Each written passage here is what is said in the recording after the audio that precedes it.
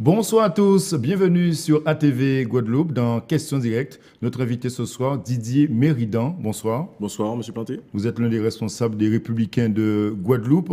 On va évoquer justement l'actualité des législatives après ces élections. Vous êtes plus confiant, plus rassuré qu'avant le premier tour? Je pense que nous devons être confiants pour construire. Je pense qu'aujourd'hui, nous avons 4 députés qui ont été choisis au niveau local par le peuple guadeloupéen. Donc la population a choisi, nous respectons cela. D'ailleurs, je tiens à féliciter les 4 députés de la Guadeloupe et j'espère qu'ils vont travailler et œuvrer dans le sens de la Guadeloupe. Oui. Les résultats au plan national, le nombre de députés LR, c'est rassurant également? On promettait une voie de débâcle des Républicains. Mais justement, cette débâcle-là, on n'a pas fortement ressenti, puisque il faut se dire aussi une chose. Avec la loi sur le non-cumul des mandats, déjà il y a un certain nombre de députés qui ne se sont pas représentés. Après, on a eu 206 députés qui se sont maintenus. Au final, on a un renouvellement de la classe politique, mais néanmoins, on préserve 112 députés. Oui. Il va falloir malgré tout, déjà localement, tirer les enseignements de ces élections législatives, aussi de la présidentielle, des législatives. C'est un constat, la droite est en difficulté toujours en Guadeloupe. Je pense que la droite manque de vision claire en Guadeloupe. Oui. Et cette vision-là, aujourd'hui, nous travaillons dessus avec la présidente Sonia Petro, à donner une visibilité, une clarté à notre discours politique. Oui. Je pense qu'aujourd'hui, cette reconstruction est en train d'impulser autre chose au niveau guadeloupéen. D'ailleurs, j'invite toute personne qui a cette âme républicaine de nous rejoindre. Nous sommes disponibles et nous voulons aujourd'hui emmener un autre message.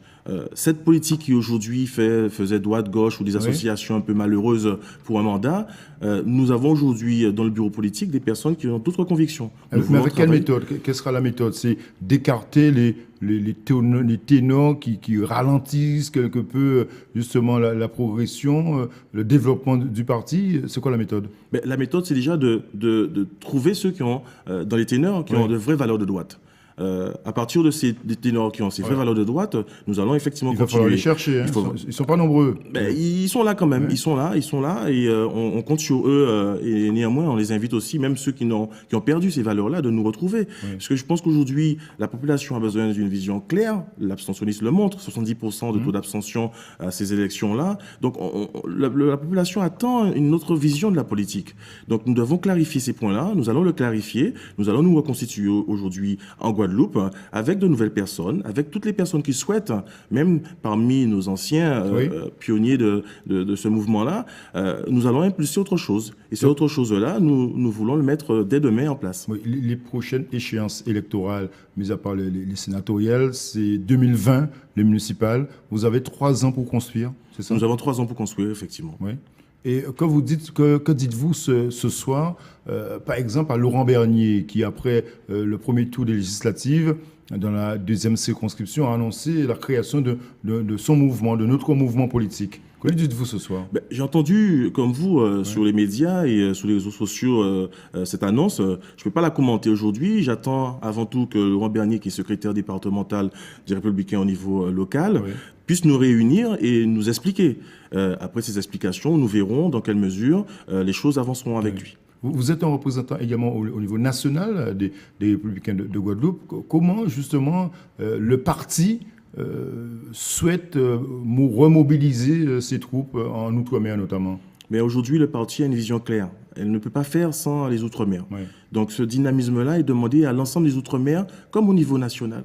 Nous devons aujourd'hui avoir des forces vives, sans ambiguïté, sans pour autant perdre ses convictions, mais nous devons avant tout porter des valeurs. Et ces valeurs-là, aujourd'hui, on nous demande de les mettre sur la scène politique et non pas de se cacher comme souvent dans des partis locaux qu'on crée pour montrer à la population que nous sommes avant tout des Guadeloupéens. Non, la preuve aujourd'hui, tout le monde se revendique en marche.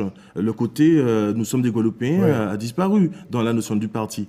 Donc aujourd'hui... Il va falloir aussi rassembler les hommes et femmes du parti. Alors, par exemple, Sonia Petro, qui est la présidente justement des Républicains de Guadeloupe, comment justement rassembler, par exemple, la maire de Basse-Terre, Marius Ponchard, Comment en arriver là? C'est compliqué aujourd'hui pour vous? C'est peut-être compliqué, mais après, vous savez... C'est nombre de personnes?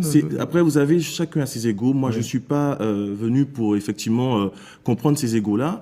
Nous savons qu'aujourd'hui, nous avons une direction à donner au parti. Nous avons un projet pour la Guadeloupe que nous invitons d'ailleurs la population à venir compléter avec nous. Oui. Donc, après, ceux qui veulent y adhérer, y adhéreront. Ceux qui pensent qu'ils détiennent la science infuse et qui ne veulent pas y adhérer et qui ils estiment aujourd'hui qu'ils sont de là de tout cela, ben, restons sur le côté. Il faut propulser, selon vous, une nouvelle génération d'élus, de personnalités au sein des Républicains. Oui. C'est ça? Oui, je le maintiens. Il faut aujourd'hui renouveler cette classe politique qui n'a pas su faire, qui a voulu faire, mais à chaque fois avec des ententes malheureuses. Oui. Aujourd'hui, nous voulons avoir une ligne directive. Quitte à perdre des élections, ce n'est pas grave, vous dites ce soir? Mais ce n'est pas grave. Je pense qu'aujourd'hui, il vaut mieux savoir d'où on sort et qui nous sommes que de se dire que nous allons à chaque fois dans une élection pour être élus sur une étiquette qui ne nous appartient pas. Oui. Je pense que la population le montre. Et c'est nous, aujourd'hui, jeunes, je dirais, cette nouvelle classe politique, j'entends les 70% d'abstention. J'essaie de comprendre pourquoi les gens ne votent pas. J'essaie de comprendre. Je ne vais pas dire que c'est juste 70% et que j'ai fait 30%, je suis élu. À la rigueur, ça ne m'intéresse pas. Il y a un mal-être dans ce pays. Il y a un mal-être dans ce pays guadeloupéen. Je dois l'entendre, je dois le comprendre. Et c'est pour cela qu'aujourd'hui, je dis que cette classe politique qui nous a fait tant de mal quelque part, parce qu'on voit aujourd'hui, 50 ans après, on parle toujours des problèmes de l'eau. Donc, il faut avoir des personnes concernées et des personnes désintéressées. Oui. On va revenir sur le plan national. Il y a une grande majorité, vous le savez, d'élus de la République En Marche qui ont été donc élus hier au plan national. Quelle sera la stratégie des Républicains à l'Assemblée? Aujourd'hui, la stratégie des Républicains n'est pas de s'opposer pour s'opposer. Nous devons construire un pays. Nous avons le même objectif, c'est de redresser la France et la Guadeloupe et les Outre-mer. Donc, aujourd'hui, effectivement, nous avons des points de divergence forts, notamment sur l'augmentation de la CSG, qui va toucher les retraites. Nous avons aussi d'autres divergences... Sur la réforme du Code du travail, par exemple. Sous la réforme du Code du travail, là aussi. Oui. Comment? Selon vous, il y a des amendements à faire? Oui, notamment les heures défiscalisées. Oui. On a vu les bienfaits des heures défiscalisées. Donc je pense que là aussi, nous allons faire pression pour que la défiscalisation des heures supplémentaires soit remise sous la scène politique. Oui. Donc là aussi, je dirais,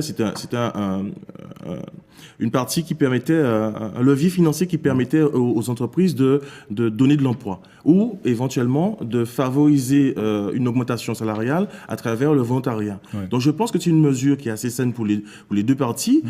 Celui qui décide de faire des heures supplémentaires, le patron peut plus facilement le valider parce que financièrement il en tire une contrepartie et l'employé retrouve du pouvoir d'achat. Oui.